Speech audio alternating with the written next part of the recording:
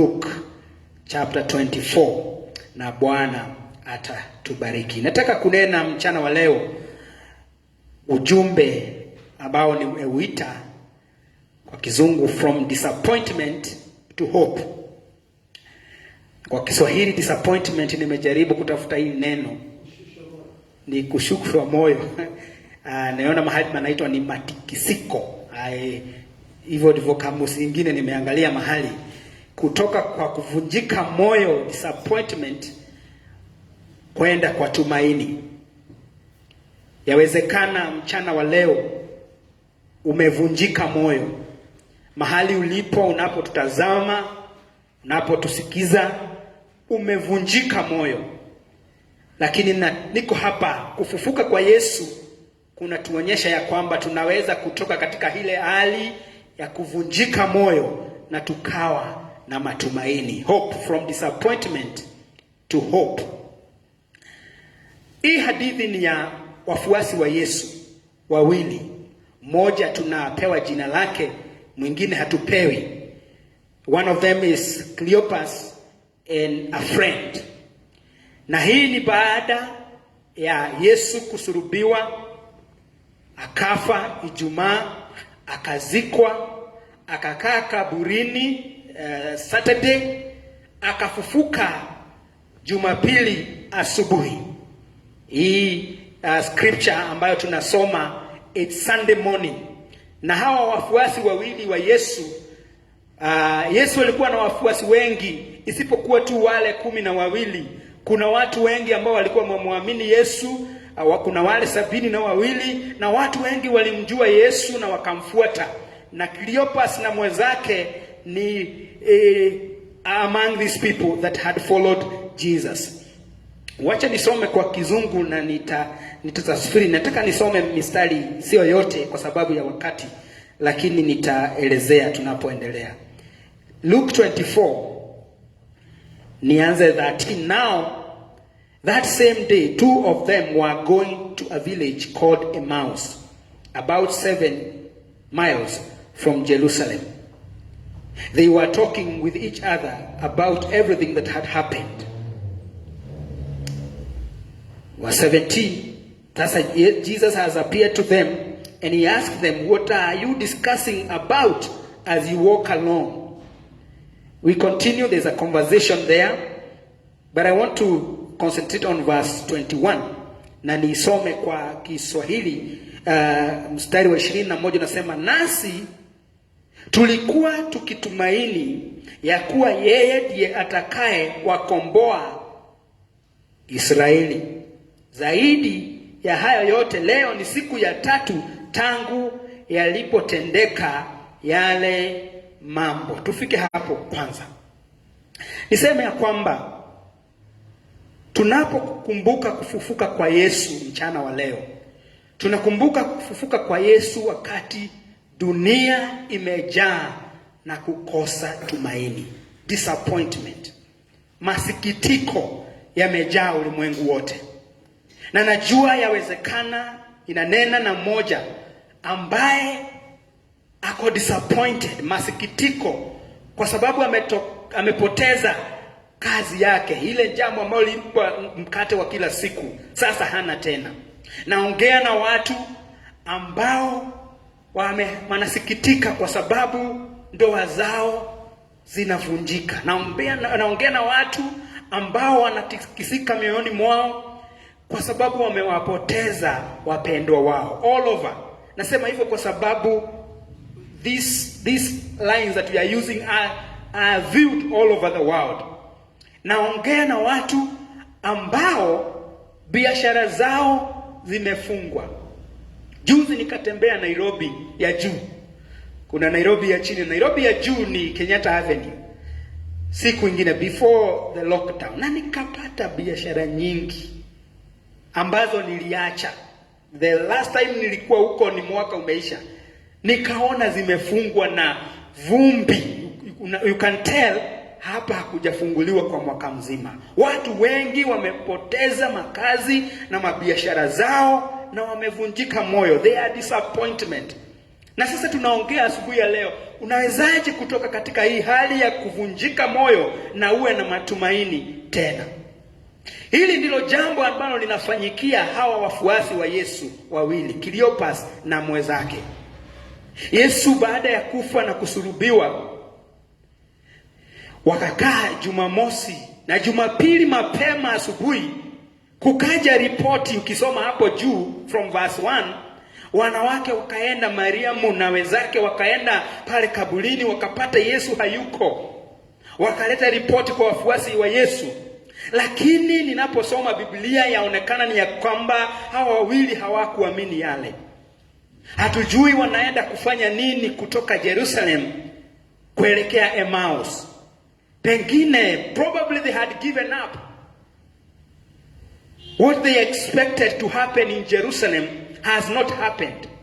Na wanapoenda wakizungumza yale ambayo yalikuwa yametokea, Yesu anajiunga na wao na akaanza kutembea pamoja na wao. Lakini neno la Bwana linasema macho yao yalikuwa yamefungwa hivi kwamba wasitambue huyu ni Yesu tunayetembea na yeye.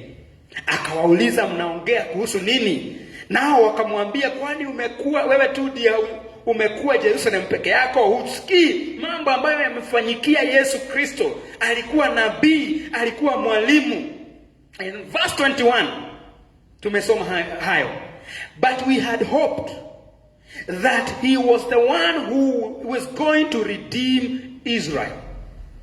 Tulikuwa na matarajio ya kwamba huyu Yesu, huyu nabii Masaya, ndiye atakomboa Israeli kutokana na mikono ya Warumi. Inashangaza ya kwamba hata wakati huu hawa wafuasi wa Yesu, wao walijua ya kwamba Yesu is another king. Amekuja kuwaokoa kutoka kwa minyororo ya Warumi. Lakini ni wafuasi wa Yesu. Na wakasema, tulidhani, we had hoped, ya kwamba huyu Yesu atatukomboa. Disappointments come when our expectations are not met. Hii kuvunjika moyo huja wakati matarajio yetu yanakosa kutimia. Naongea na jamii, na nikasema katika ibada hiyo ingine, tunapoanza familia, we start with a lot of hope. Hakuna watu wawili hushikana waanze familia wakitarajia kutakuwa na shida. When people are in love, wanaonanga mambo makubwa watafanya pamoja. Lakini maisha vile yalivyo, mambo hubadilika na yale matarajio ulikuwa nayo yanakosa kutimia.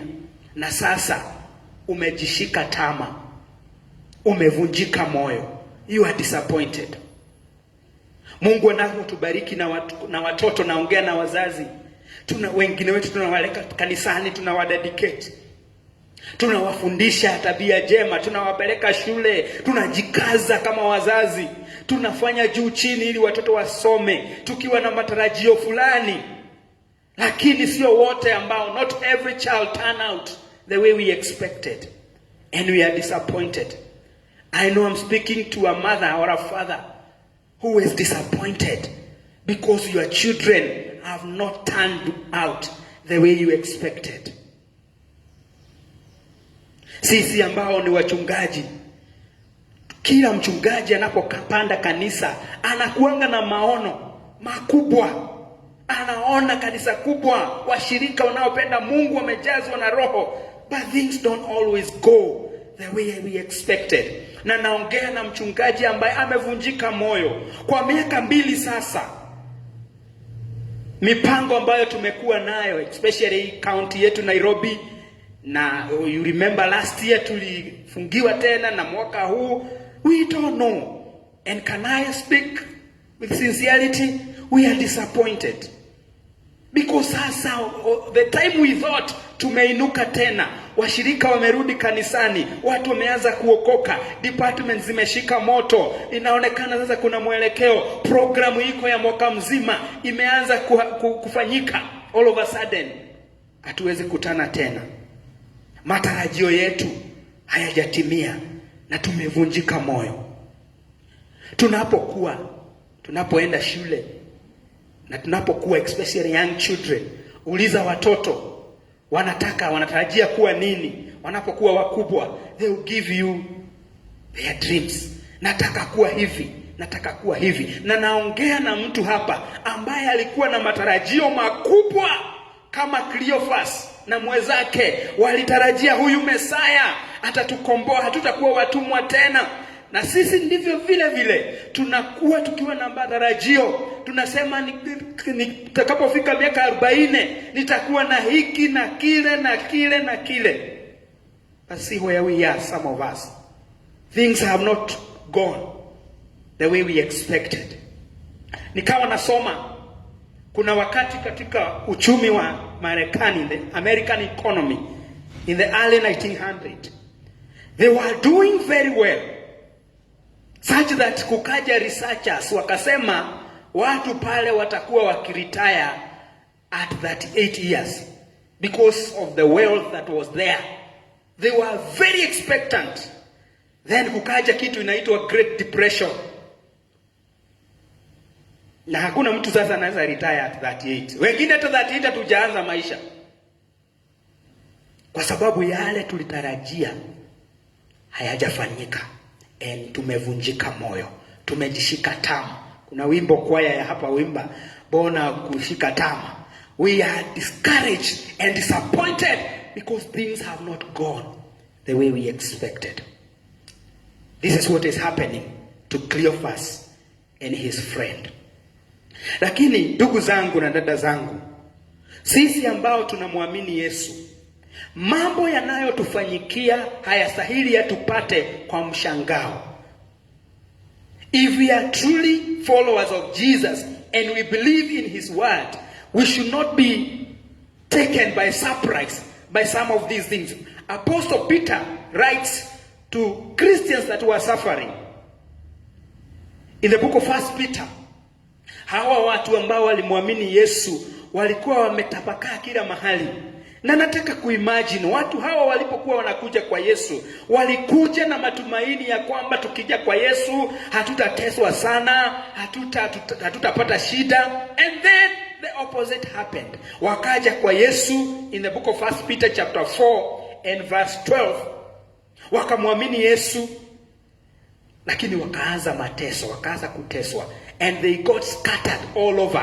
And Peter tells them in English, dear friends, do not be surprised at the fiery ordeal that has come on you to test you, as though something strange were happening to you.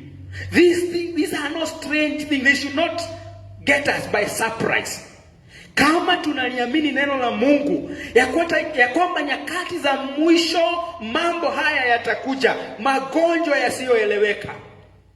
Usome kitabu cha Timotheo wa pili mlango wa 3.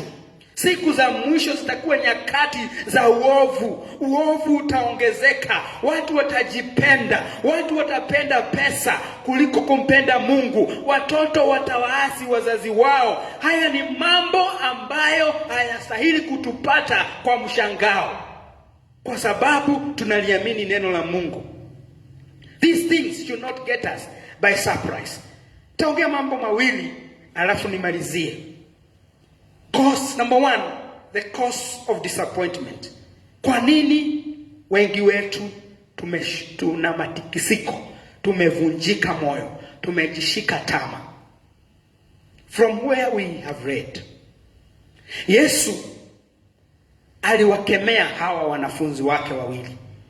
Na in the word in English, he calls them fools.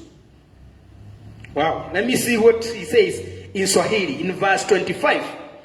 Katika mstari wa 25, akawaambia, nyinyi msiofahamu, wenye mioyo mizito ya kuamini yote yaliyosemwa na manabii. He said unto them, how foolish are you, that you do not believe all that was written or was said by the prophet. Sababisho ya sisi kuvunjika moyo, wapendwa, ni kukosa kuliamini neno la Mungu lote, all that is said. Hawa watu Cleopas na mwenzake waliamini ya kwamba nabii Isaya walitabiri ya kwamba mfalme atazaliwa. They were happy with that, na ataokoa Israeli, and they were happy with that. Lakini hawakuamini the part of the prophecy that said he will be a suffering servant. Tunapokosa kuliamini neno la Mungu lote, the whole counsel of God, na katika hili neno kunazo ahadi za kutufurahisha. Wacha nikutajia ahadi mbili. Neno Mungu linasema in English, I will never leave you. Sitawaacha, sitawapungukia. Na hiyo ni jambo, kama tungekuwa kanisani tungesema amen. Na hata hapo ulipo unaweza type amen. Neno la Bwana linasema hata tuacha, hata tupungukia. That is a promise. But if we only take that, tukose kuchukua neno linalo linasema katika in this world, Jesus talking to his followers, you will have trouble. Now, nikauliza wale ambao walikuwa wanatazama ibada hiyo nyingine, tutafanya nini na hiyo ahadi? Because that's also a promise. It's also a promise that in this world you'll have trouble, but be of good cheer, I have overcome the world. Sababu ya hawa wanafunzi wa Yesu kufunjika moyo ni kwa sababu waliamini tu, they chose to just pick that which suits their hearts and ignore the rest. Na neno la Mungu lazima litimie, unabii lazima utimie. Na kwa hivyo tusipoliamini, lichukua neno la Mungu lote, not half, the entire counsel. How foolish are you, he said, and slow to believe all that the prophets had said about Messiah. And likewise, vile vile, wewe na mimi tutakuwa watu wa matikisiko na kuvunjika moyo kama tutachukua tu neno ambalo linatuambia mazuri. Hawa watu hawakuamini mfalme anaweza uawa. Maybe walisema hiyo si ya Mungu. Maybe walisema prophet hakuonyeshwa na Mungu hiyo. I don't know what they said. They failed to believe the word of God in totality. Neno la Mungu linasema, Daudi akasema, nilikuwa mdogo, sasa mimi mzee, sijaona mwenye haki ameachwa na Mungu, wala watoto wake wakiombaomba. Neno la Mungu tunasema amen. Lakini neno hilo linasema siku za mwisho zitakuwa hivi, mambo yatakuwa hivi. And so tunapata kuvunjika moyo kwa sababu tuna shida. We have an issue with trusting, believing the word as it is. As it is. Some of the things you are going through, if you check in the word of God, they should not be a surprise to you. Magonjwa yale tunayopitia yanayopita, this should not be a surprise to a child of God. Haya ni mambo ambayo ni lazima yafanyike before the end comes. So number one cause of disappointment is our failure to believe the word of God in totality. So suluhisho la kuvunjika moyo ni nini? What's the cure for your disappointment and my disappointment? You can get this in what we have read. Suluhisho la kuvunjika moyo kwetu ni kuliamini neno. And don't just believing. The book of James, I believe, says even demons believe and they tremble. Is to believe and to do. If you believe the word of God, jamani, huu ni wakati wa kulijua hili neno. Na kulijua hili neno inside out, kama kuna kitu kama hiyo. Na kuliamini, then go further, na kulitenda. And some of these disappointments will be turned into hope. Is trusting and doing and believing the word of God in totality. Jesus implied that if Cleophas, kama huyu Cleophas na mwenzake wangekuwa wameliamini neno lote, not half of it, wangejua ya kwamba ufalme ambao Yesu alikuwa anakuja kuanzisha si ufalme wa hapa. They could not have issue with that. Lakini waliamini ya kwamba mfalme anakuja, Masia anakuja, wakawa na shida na kuamini ya kwamba atasulubishwa na atakufa. Number 2, hawa wafuasi wa Yesu, they had not believed what he said. Alisema siku ya 3 atafufuka. Na wakati wanapotembea wanasema ya kwamba kuna wanawake walikuwa wameenda wakasema hayuko amefufuka. But these people were not believing that. Utakuwa mtu wa kusikitika na kuvunjika moyo sana kama hautaliamini neno linavyosema. The heaven and the earth shall pass away, but the word of God shall remain forever. The cure for disappointment is believing the word as it is. Number 2, as I finish, the next cure for disappointment from our text is that you need the Lord to open your eyes. You need a revelation. Biblia inasema walipofika mahali walikuwa naenda, Yesu akatembea ni akana kwamba anapita. Wakamwambia ni jioni, njoo tukae na wewe. Neno la Bwana linasema akachukua mkate akaumega. Wakati alipowapea, macho yao yakafunguka and they recognized it is the Lord. My brother, my sister, what do you need in whatever situation that has disappointed you? Katika hilo jambo ambalo linafanya ujishike tama na uwe na huzuni, what you need is the Lord to open your eyes. Is the Lord to reveal to you what is happening.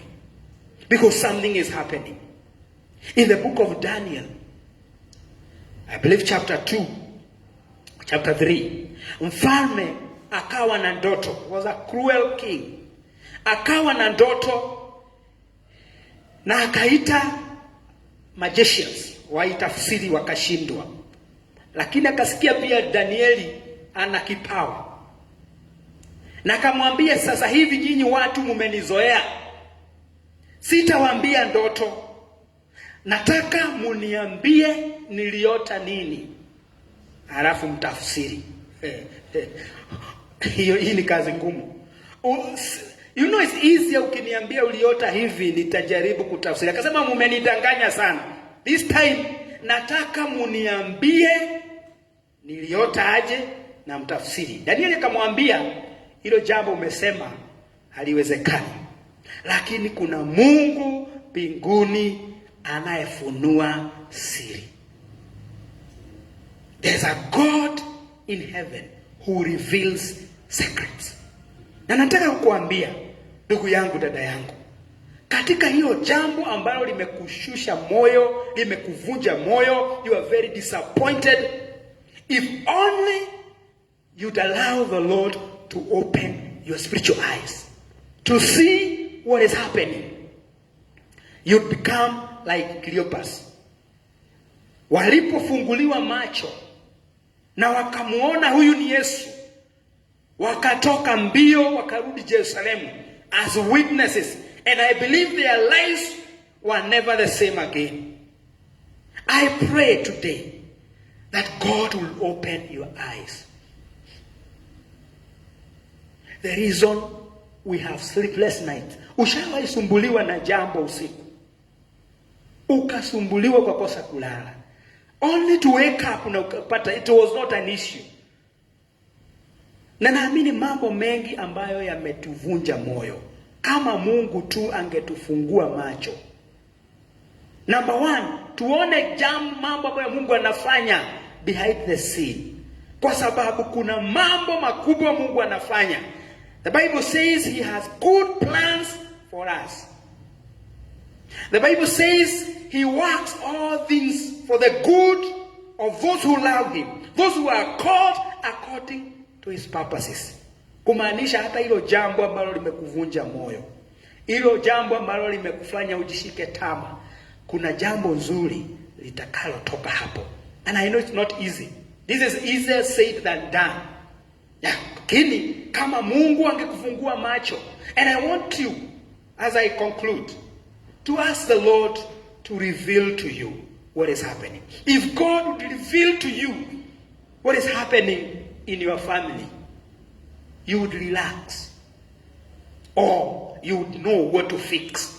Kama Mungu angekuonyesha shimo ambalo shetani amepata nafasi akaingia kwa jumba yenu, kwa familia yako, if God would reveal to you, if your eyes would open, then utazimba hilo shimo, na whatever has been the challenge will be gone.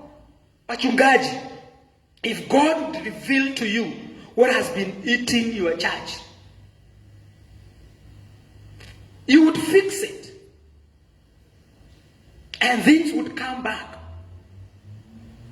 If God would reveal to you what other business you can do after the one you had has failed, if God would give you another idea, if God would open your eyes, your disappointment will be changed into hope. Into hope. My brother, my sister, I want to leave you by reminding you a few things. Number one is that God is working all things for your good. Believe that. You may not see any good in it, but there's some good that will come out of your situation. May the Lord open your eyes to see that. The Lord that we serve is not in the grave. He is alive and well. And he rose with all power in his hands. And that Jesus now dwells in you. May the Lord reveal to you how much power you carry, because you carry Jesus. Some of the things that are causing you sleepless nights and disappointments will be a thing of the past once you recognize and realize who you are and who you carry. You carry the King of Kings and the Lord of Lords. May the Lord reveal to you that he is taking care of your tomorrow. We don't know what tomorrow holds, but we know who holds tomorrow. May the Lord reveal that to you. May the Lord open your eyes to see that. Na Bwana atufungue macho, tuone vile mambo yalivyo, tukumbuke ya kwamba yeye yuaja tena. He is coming back. Anarudi tena. When we see things the way they are, we don't know what to come after this. And forgive me, but it could be worse. Because Jesus said things will be very worse. But as we near his coming, these things should remind us to get ready, to look up. Our redemption is coming. Our Lord is coming back. Masikitiko yetu mengi ni kwa sababu we have not believed all that has been said.